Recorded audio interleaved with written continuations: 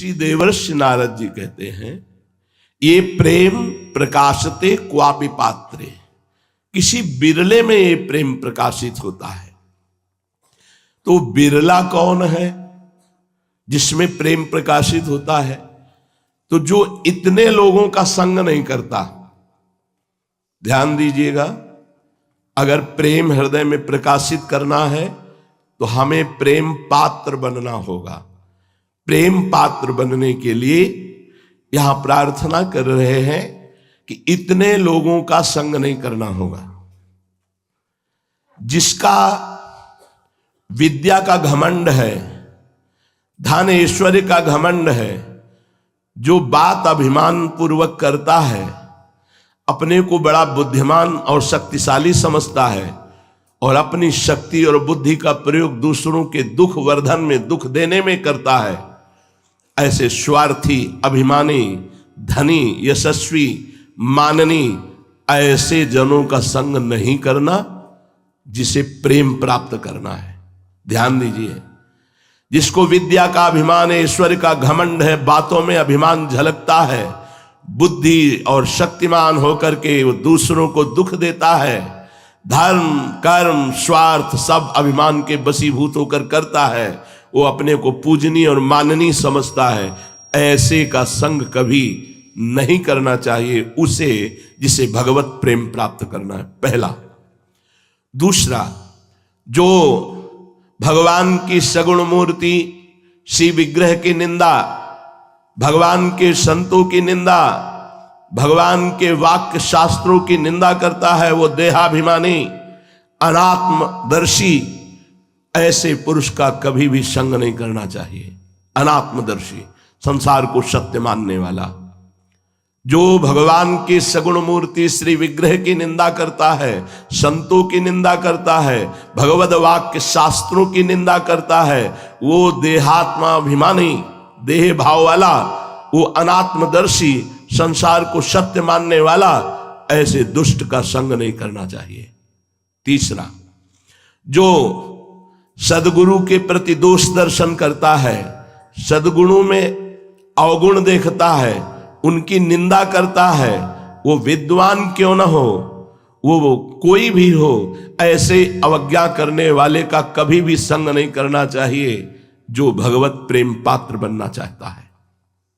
चौथा, जिसका स्वभाव बन गया है कटु वचन बोलना, दूसरे को पीड़ा पहुंचाना, जो अपनी इंद्रियों की तृप्ति में ही आनंद मानता है, जिसका स्वभाव बन गया है दूसरों का दोष दर्शन करके निंदा करना, ऐसे भगवत भक्ति से रहित पुरुषों का कदापि संग नहीं करना चाहिए, जिसे भगवत प्रेम पात्र बनना है। पांचवा, जिसने अपना मित्र केवल इंद्रियों को बनाया है, आशा और भोग और ममता में ही जो आसक्त है, जो सद्विचार रहित है, जो भगवत भक्तों से विमुख है, ऐसे का कभी संग नहीं करना चाहिए, जिसे भगवत प्रेम पात्र बनना है।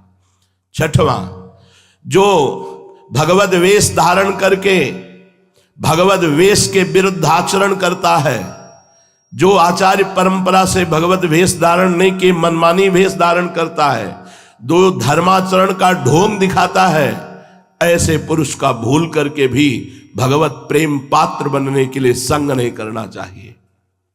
सातवां, जो अपने को बहुत ज्ञानी समझता है लेकिन भगवत स्मरण रहित है, जो सत्कार्य थोड़ा सा बन गया तो बहुत प्रचार प्रसार करता है, जो विनय और शिष्टाचार को छोड़ करके केवल अपने सम्मान की बढ़ाने की वृत्ति रखता है, ऐसे साधकों का भी संग नहीं करना चाहिए, जो अपने में प्रेम पात्रता धारण करना चाहता है। आठवां, जो धूर्त, शास्त्र आज्ञा का पालन नहीं करता, मिथ्यावादी, झूठ पे झूठ बोलने वाला, जो दूसरों की उन्नति देखकर जलता है और निंदा करता है, ईर्ष्या करने वाला, कपटी है, ऐसे लोगों का कभी भी संग नहीं करना चाहिए, जो भगवत प्रेम पात्र बनना चाहते हैं। जो बात बात पर क्रोध करते हैं, जिनका उद्देश्य केवल लोभ होता है, जो पापाचरण करने में बड़े निर्लज्ज हैं, जो दूसरों की प्रशंसा सुनकर जलने लगते हैं, ऐसे लोगों का कभी संग नहीं करना चाहिए। 10वां, जो सम्मान और लाभ के लिए कोई भी नाटक कर सकते हैं, सम्मान और लाभ के लिए कोई भी नाटक कर सकते हैं, जिनकी बुद्धि केवल विवाद के द्वारा सामने वाले को परास्त करके अपनी बात मनवाना है, जो अधिक भाषण करता है, भगवत सिद्धांत से रहित, ऐसे पुरुष का कभी संग नहीं करना चाहिए। अगर हम ऐसों का संग त्याग करके अब कहते हैं ऐसे चलना चाहिए, प्रेम पात्र के लक्षण क्या है?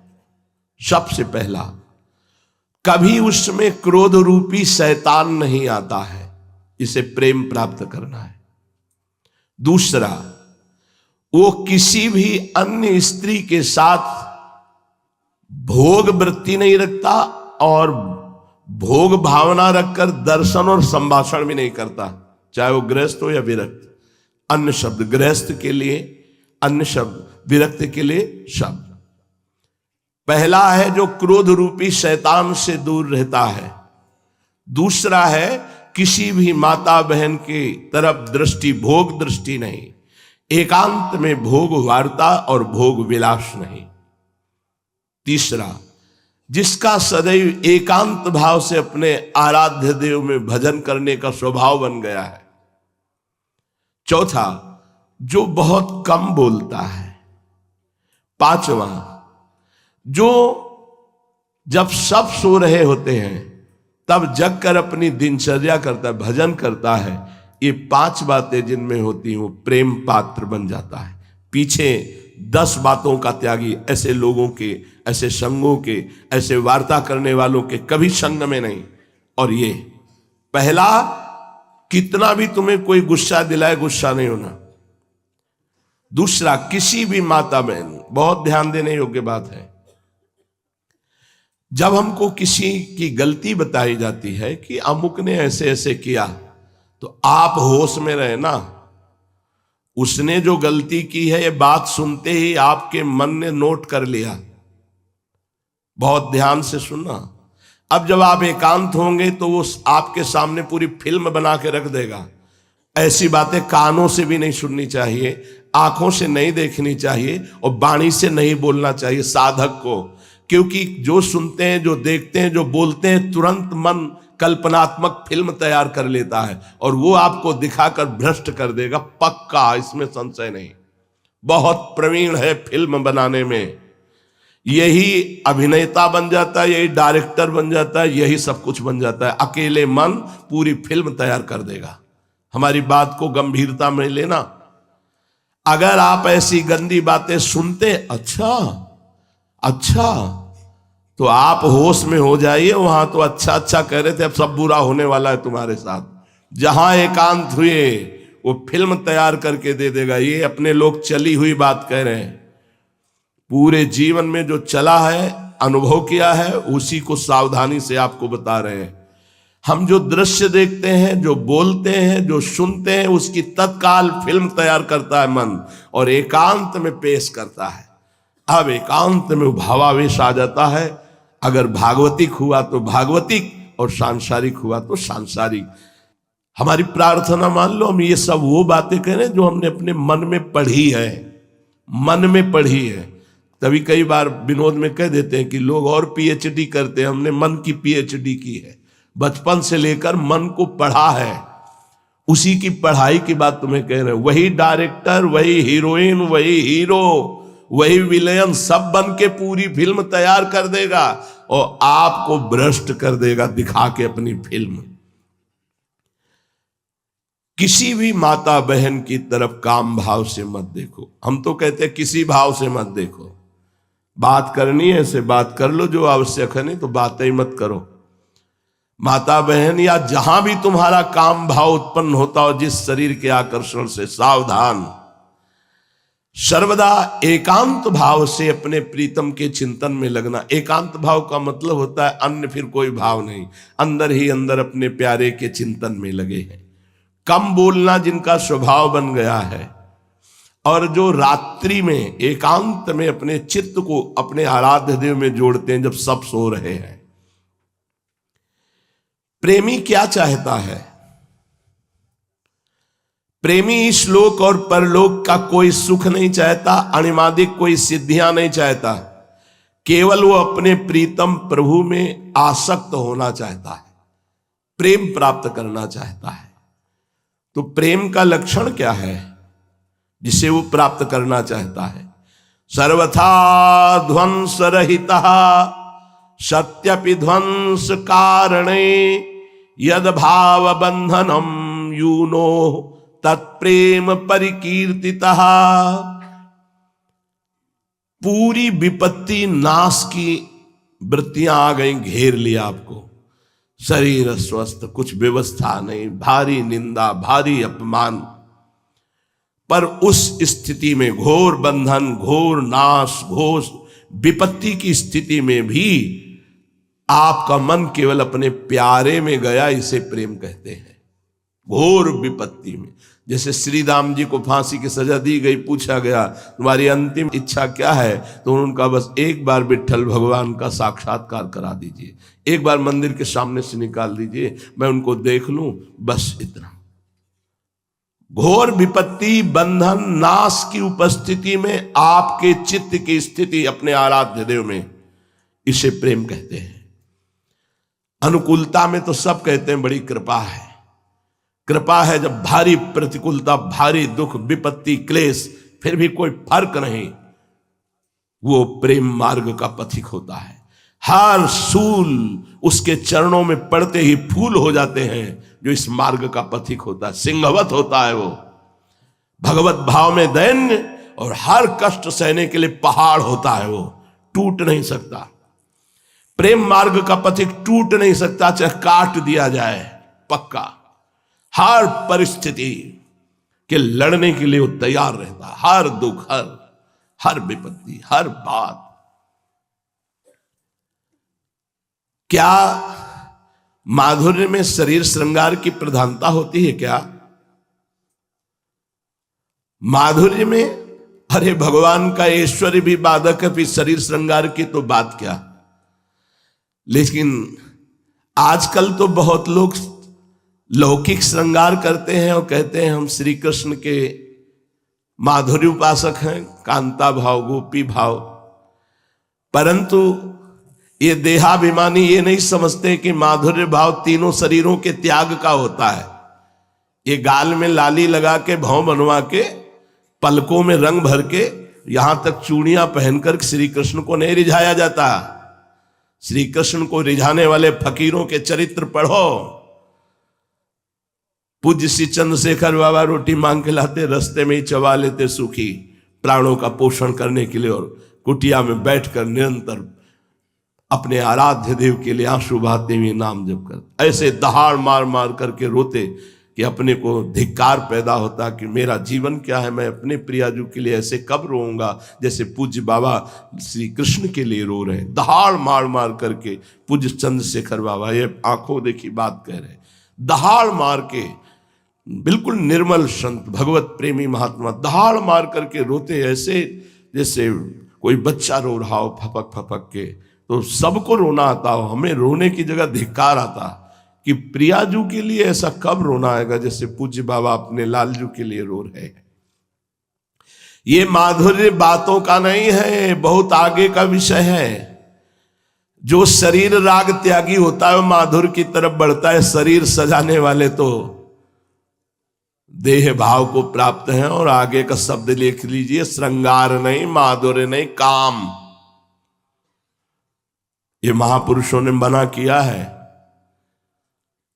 सखी कहत आप गात सकल द्योत द्वंद जात रात सर्वस्व वही। ये ऐसा नहीं सखी, ये शरीर नहीं है, बनिता पुरुष भाव मिट जाए, इसके श्रृंगार की भावना नहीं करनी चाहिए। बिल्कुल दूर रहना चाहिए ऐसे लोगों से, बिल्कुल नहीं। ये परमहंसों का मार्ग है, ऊपर से सच्चिदानंद के सिद्धांत के अनुसार चल रहा है, अंदर से भाव देह की प्राप्ति है। उसमें ये चूड़ियां और ये पाउडर और ये लाली वाली काम नहीं करती, इससे श्री कृष्ण नहीं मोहित होने वाले। रज लगाओ और जो फटे पुराने जैसे कपड़े मिले शरीर ढको, शरीर का राग छोड़ दो। सात्विक आहार करते हुए, निरंतर नाम जप करते हुए देह भाव विस्मृत, वो माधुर्य रस में पहुंचता है। नौटंकी नाटक से माधुर्य रस नहीं मिलता। बुरा लगेगा, लेकिन तस्मात् शास्त्रम प्रमाणम ते। बहुत सेवक जी ने बहुत उपहास किया है इस बात का। और एक ग्रंथ है, सेवा शब्द से है, सेवा विचारम। सेवा विचारम ग्रंथ में मना किया गया है कि बाहरी कहीं ऐसा नाटक न किया जाए, भाव का बाहरी नाटक न किया जाए कि ये सब नहीं। कोई भी परमहंस महात्मा ऐसा नहीं कि वृंदावन के रसिकों के चरित्र पढ़ के देखो, कोई भी धर्म विरुद्ध नहीं, वैसे ही चलो जैसे गुरुजन चले हैं। वास्तव में माधुर्य का चमत्कार तो तब देखने में आता है जब ईश के ईश्वरत्व का और जीव के जीवत्व का दोनों को मिटा करके भावना में दौड़ा दे। जब स्त्रीत्व और पुरुषत्व का भाव मिट जाए, जीवत्व और ईशत्व का भाव मिट जाए, तब वो प्रीतम को प्राप्त होता है। ये जड़ बुद्धि शरीर सजाने से सच्चिदानंद भाव प्रकट नहीं होता है। केवल केवल प्रीतम में आसक्ति। अब जो प्रथम भाव तन बदल करे अप बपुजु अलंकृत, इसका राग छोड़ के आचार्यों की वाणी नहीं समझी जाती। प्रथम भाव तनु बदल करे अप बपुजु अलंकृत, व्यासवन प्रसाद देह मानसी गढ़े चित। सेवा करने के पहले 5 मिनट बैठिए, भूलिए स्थूल शरीर को, सूक्ष्म शरीर को, कारण शरीर को, और देखिए किशोरी मात्मानम किमि सुकुमारी मुकले। बिल्कुल स्वामिनी जी का प्रतिबिंब रूप अपना सहचरी स्वरूप है। उसी स्वरूप से हम श्री जी की सेवा में पहुंच रहे हैं। भावना कीजिए, इस शरीर को छोड़िए। इस शरीर के श्रृंगार से न श्री कृष्ण प्रसन्न होते न प्रियाजू प्रसन्न होती। ये नहीं कि तुम घूंघट काट लोगे तो श्री कृष्ण प्रसन्न हो जाएंगे। नहीं भाई, समझो, ये परमहंस जन क्या नहीं, बहुत बड़े बड़े महापुरुष हैं अपने वृंदावन में, उनके चरित्र हैं भाई। देखो भला उनके चरित्र को। क्या ऐसे प्रेमी भक्तों में शुद्ध ज्ञान नहीं होता क्या? जो वेदांत में ज्ञान वर्णन किया गया है, क्या शुद्ध प्रेमी जनों में ज्ञान नहीं होता क्या? अरे ये स्थिति तो ज्ञान से भी आगे की है। ये ब्रह्मबोध संपन्न महापुरुष के उत्तर है पूज्यपाद शिवड़िया बाबा। अरे ये स्थिति तो ज्ञान से भी आगे की है। तत्व ज्ञान तो उसको बीच में ही हो जाता है। जैसे अपने कई बार बोले हैं कि वासुदेवा स्वरमिति, यहां से हमारी पढ़ाई शुरू होती है वृंदावन नित्य विहार की। जो गीता जी की पूर्णता है वो यहां से प्रवेश है। वासुदेवा स्वरमिति समात्मा सुदुर्लभा, तो यहां फिर प्रारंभ होता है। तत्व ज्ञान तो बीच में हो जाता है, पर प्रेमी महाभागवत उस ज्ञान का आदर नहीं करते। वो तो प्रेमानंद के उत्कर्ष में द्वैत से अद्वैत और अद्वैत से द्वैत स्वीकार करके, ये द्वैत बोध के बाद का है। पूज्यपाद बाबा कह रहे हैं द्वैत से अद्वैत बोध और अद्वैत से द्वैत प्रेम। यहां ना कोई जड़ है, ना चेतन है, ना आत्मा है, ना अनात्मा है, केवल चिन्मय प्रेम ही प्रेम है। वो प्रेमास्पद में इतना तन्मय कि अपनी शुद्ध भूल गया। अपनी ही शुद्ध ना रही, एक रहे हो नंदलाल। बाबा, सच्चे प्रेमी की दृष्टि क्या होती है? सच्चे प्रेमी की दृष्टि क्या होती है भैया? जिसकी कोई दृष्टि ही नहीं होती उसे सच्चा प्रेमी कहते हैं। समझिए, यदि उससे पूछा जाए कि तुम प्रियालाल से प्रेम क्यों करते हो, तो काफी विचार करने के बाद जब मौन रहे, कोई उत्तर न दे पावे, तो समझना चाहिए कि प्रेम दृष्टि आ गई है। उसको कुछ पकड़ने में ही नहीं मिलेगा कि मैं क्या बोलूं, कि मैं क्यों प्रेम करता हूं। जो किसी निमित्त से लेकर प्रेम करता है वो तो बोल सकता है, अपने कल्याण के लिए, मंगल के लिए, सुख के लिए, लेकिन जो प्रेम करता है वो बोल ही नहीं पाएगा। आजकल लोगों से पूछो कि तुम महात्मा को भिक्षा क्यों देते हो, तो कहेंगे पुण्य के लिए। तुम भगवान की आरती करते हो तुम पाप नष्ट होने के लिए, अपने कल्याण के लिए। ये प्रेम थोड़ी है, इसे प्रेमी नहीं कहा जा सकता। अरे प्रेमी के सामने तो धर्म कर्म का कोई महत्व ही नहीं रहता। वो तो केवल अपने प्रेमास्पद प्रभु के सुख में निमग्न रहता है। अपने में कोई गुण, अपने में कोई कारण ढूंढने पर जब ना मिले तब उसे कहते हैं प्रेम। अपने में कोई गुण और अपने में कोई कारण, हम क्यों उनका भजन करते हैं इसका उत्तर नहीं है, तब समझो कि प्रेम दृष्टि आ रही। बाबा ये प्रेम क्या नष्ट भी हो सकता है? हां, जब तक परिपक्व नहीं हुआ। तो कैसे नष्ट हो सकता है? जब बहिर्मुख पुरुष भोगी पुरुषों की संगति करेंगे। बहुत सावधान, बहुत सावधान, ऐसा होता है। ये धनी मानी पुरुष जब